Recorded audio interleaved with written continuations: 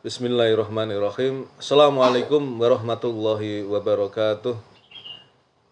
Alhamdulillahirabbil alamin wassalatu wassalamu asrofil anbiya wal mursalin sayyidina Muhammadin wa ala alihi washabihi ajmain. Rabbi shrahli sadri wa yassirli amri wahlul 'uqdatam min lisani yafqahu qawli.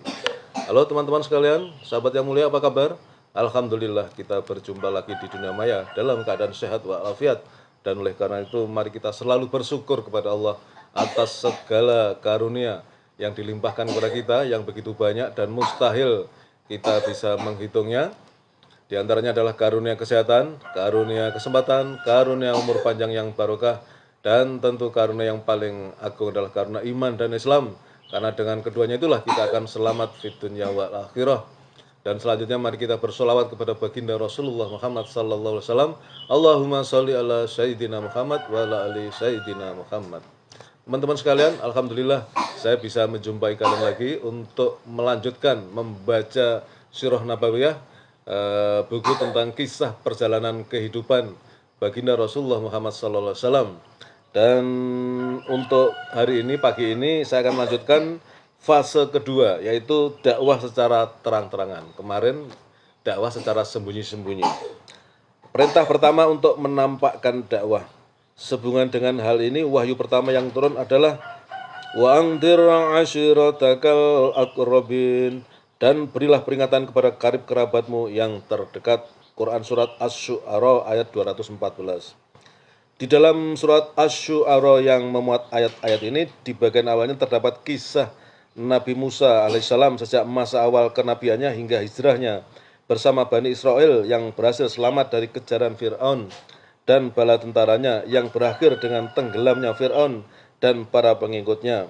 Kisah ini mencakup keseluruhan fase yang dilalui oleh Musa alaihissalam dalam dakwahnya kepada Allah, dalam dakwahnya dari perintah Allah terhadap Fir'aun dan kaumnya.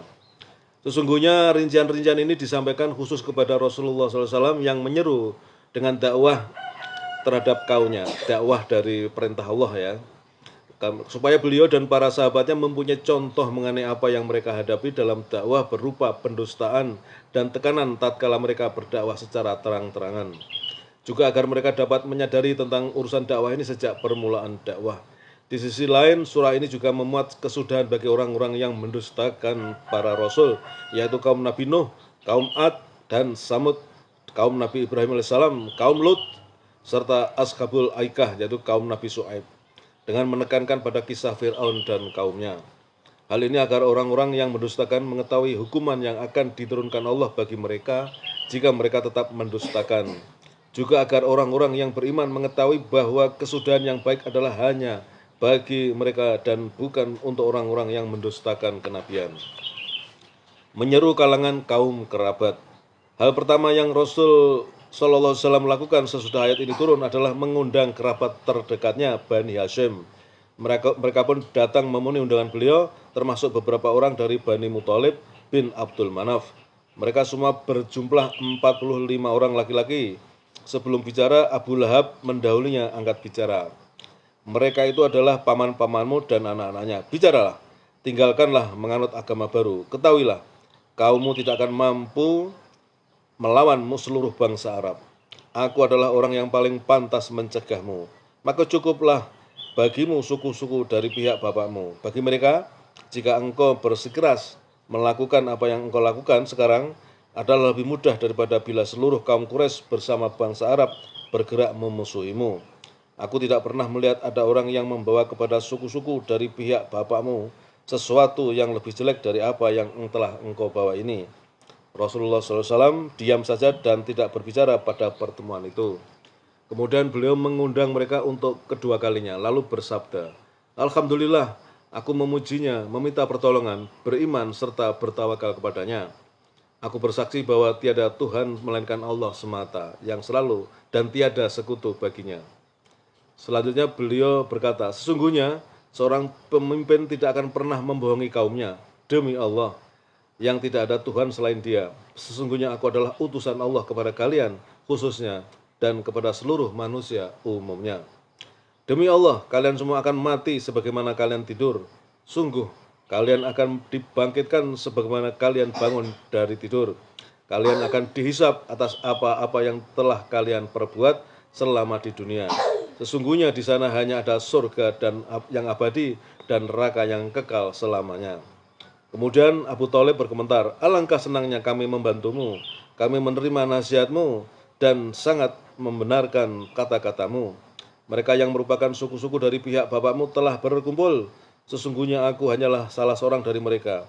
Tetapi aku adalah orang yang paling cepat merespon apa-apa yang engkau sukai. Karena itu teruskanlah apa yang telah diperintahkan kepadamu. Demi Allah, aku akan senantiasa melindungimu dan membelamu. Hanya saja aku tidak menyetujui untuk meninggalkan agama Abdul Muthalib. Abu Lahab berkata, demi Allah ini adalah benar-benar aib yang besar. Ayo cegahlah dia sebelum orang lain yang mencegahnya. Abu Thalib menjawab, demi Allah, sungguh selama kami masih hidup, kami akan membelanya. Di atas bukit Sofa. Setelah Nabi SAW merasa yakin terhadap janji pamannya Abu Thalib yang akan melindungi dan dalam menyampaikan wahyu dari Robnya, suatu hari beliau berdiri di bukit Sofa lalu berseru, ya Sobahah, seruan untuk menarik perhatian orang untuk berkumpul di waktu pagi dan biasa digunakan untuk berperang. Maka berkumpullah suku-suku Quraisy. Beliau mengajak mereka kepada tauhid dan beriman terhadap risalah beliau dan hari akhir. Al-Bukhari meriwayatkan sebagian dari kisah ini dari Abu Abbas radhiyallahu an. Dia berkata, tatkala turun ayat dan berilah peringatan kepada keluargamu yang terdekat, surat Al-Syu'ara ayat 214, beliau naik ke atas bukit Sofa. Beliau berseru, wahai Bani Fir, wahai Bani Adil. Seruan ini diarahkan kepada suku-suku Quraisy sehingga akhirnya mereka semua berkumpul. Demikian pentingnya seruan itu, seseorang yang tidak bisa keluar memenuhinya mengirimkan utusan untuk melihat apa gerangan yang terjadi. Abu Lahab dan para pemuka Quraisy juga ikut datang. Beliau kemudian berbicara, bagaimana menurut kalian jika kau beritahu kepada kalian bahwa ada sepasukan berkuda di lembah sana hendak menyerang kalian? Apakah kalian mempercayaiku? Mereka menjawab, ya tentu saja, kami tidak pernah mengetahui kecuali Anda selalu berbicara benar. Beliau melanjutkan, sesungguhnya aku ini adalah pemberi peringatan bagi kalian dari azab yang sangat pedih. Maka Abu Lahab menanggapi, celakalah engkau sepanjang hari ini, apakah hanya untuk ini engkau kumpulkan kami? Maka ketika itu turunlah ayat, Tabbat yada Abi Lahabin wa tab. Binasalah kedua tangan Abu Lahab, surat Al-Hab ayat 1. Sedangkan Imam Muslim meriwayatkan sisi yang lain dari kisah ini melalui Abu Hurairah radhiyallahu anhu. Ia berkata, tatkala turun ayat dan berilah peringatan kepada kalangan kerabat terdekat, surat Asy-Syu'ara ayat 214. Rasulullah SAW mendakwai mereka secara umum maupun secara khusus. Beliau menyeru, wahai kaum Quraisy, selamatkanlah diri kalian dari api neraka. Wahai Bani Ka'ab, selamatkanlah kalian dari api neraka. Wahai Fatimah binti Muhammad, selamatkanlah dirimu dari api neraka. Demi Allah, sungguh aku tidak memiliki kekuatan di sisi Allah sedikitpun. Hanya saja kalian memiliki ikatan kerabat denganku yang senantiasa akan aku sambung. Teriakan yang keras ini merupakan tujuan dari penyampaian dakwah. Rasulullah SAW menjelaskan kepada manusia dari kalangan kerabat terdekat beliau bahwasanya pembenaran terhadap risalah ini adalah yang menghidupkan hubungan antara mereka dengan beliau. Dan sikap fanatik terhadap kerabat yang melekat pada bangsa Arab akan meleleh karena panasnya seruan yang datang dari Allah tersebut. Kemudian ini bagian terakhir untuk hari ini banyak subbabnya ya. Menyampaikan al-haq secara terang-terangan dan menentang tindakan orang-orang musyrik. Seruan beliau terus bergema di seluruh penjuru Mekah hingga turun firman Allah Subhanahu wa taala. Wasda' bima tu'maru wa'arid 'anil musyrikin. Maka sampaikanlah olehmu secara terang-terangan segala apa yang diperintahkan kepadamu dan berpalinglah dari orang-orang musyrik. Surat Al-Hijr ayat 94. Kemudian Rasulullah SAW langsung bangkit dan menyerang berbagai khurafat dan kebohongan syirik, menyebutkan kedudukan berhala yang hakikatnya tidak memiliki nilai. beliau menggambarkan ketidakberdayaan berhala-berhala itu dalam beragam perumpamaan, bahwasanya siapa saja yang menyembahnya serta menjadikannya perantara antara dirinya dengan Allah, sungguh dia telah berada dalam kesesatan yang nyata. Mekah pun berkobar dengan api kemarahan, bergoncang oleh keanehan dan pengingkaran ketika mendengar suara yang terang-terangan menyatakan kesesatan orang-orang musyrik dan para penyembah berhala. Seakan-akan kilatan petir yang membelah awan, bergemuruh, berkilau, dan mengguncang suasana yang tadinya tenang. Kaum Quraisy serta merta bangkit, bersiap menghadang revolusi yang muncul secara tiba-tiba ini. Mereka mengkhawatirkan hal tersebut bakal menyerang tradisi dan kebiasaan yang diwariskan atas mereka. Mereka bangkit sebab mereka paham bahwa sesungguhnya keimanan itu berarti menafikan Tuhan-Tuhan selain Allah. Bahwa keimanan kepada Risalah Muhammad SAW dan hari akhir merupakan ketundukan sempurna dan penyerahan diri secara mutlak tanpa tersisa bagi mereka pilihan, terlebih lagi terhadap orang lain. Yang demikian itu maknanya adalah penghapusan kepemimpinan dan keagungan mereka di hadapan bangsa Arab dan atas nama agama, juga penghalangan bagi mereka untuk mengutamakan keridhaan mereka daripada keridhaan Allah dan Rasul-Nya.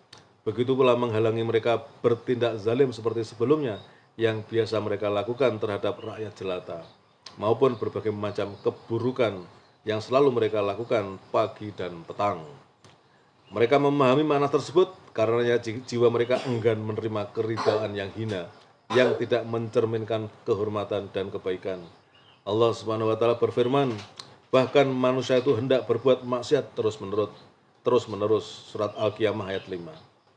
Mereka sangat menyadari semua itu, tetapi apa yang bisa mereka perbuat di hadapan orang yang jujur dan terpercaya ini? Gambaran tertinggi dari nilai kemanusiaan dan kemuliaan akhlak. Selama kurun yang panjang sejarah nenek moyang dan kaum mereka tidak pernah menjumpai sosok yang bisa mengunggulinya atau sekedar menyamainya. Apa yang bisa mereka lakukan? Mereka kebingungan dan memang layak mereka berada dalam kebingungan seperti itu. Setelah menguras pikiran, tidak ada jalan lain bagi mereka kecuali menemui Abu Thalib, paman beliau. Mereka pun memintanya agar mau menghentikan segala apa yang dilakukan oleh anak saudaranya itu. Dalam rangka menguatkan permintaan tersebut, mereka menyelubunginya permintaannya dengan selubung nenek moyang dan hakikat dengan berkata, sesungguhnya dakwah ini mengajak meninggalkan Tuhan-Tuhan mereka dan tuduhan terhadap ketiadaan manfaat serta kekuatan yang dimiliki oleh berhala. Mereka merupakan cemoohan yang buruk dan penghinaan yang sangat keras, sekaligus pembodohan dan penyesatan terhadap nenek moyang mereka yang menganut agama ini. Mereka merasa mendapatkan jalan ini, oleh karena itu mereka segera melaksanakannya. Baik teman-teman, sementara sampai di situ dulu untuk hari ini. Besok kita lanjutkan. Ini sudah mulai kisah yang seru ya, karena fase ketika Rasulullah sudah melakukan dakwah secara terang-terangan. Demikian yang bisa saya sampaikan, mudah-mudahan bermanfaat. Kebenaran datang dari Allah. Bila mana saya dalam menyampaikan ini ada kekurangan, kesalahan, mohon dimaafkan. Terima kasih. Assalamualaikum warahmatullahi wabarakatuh.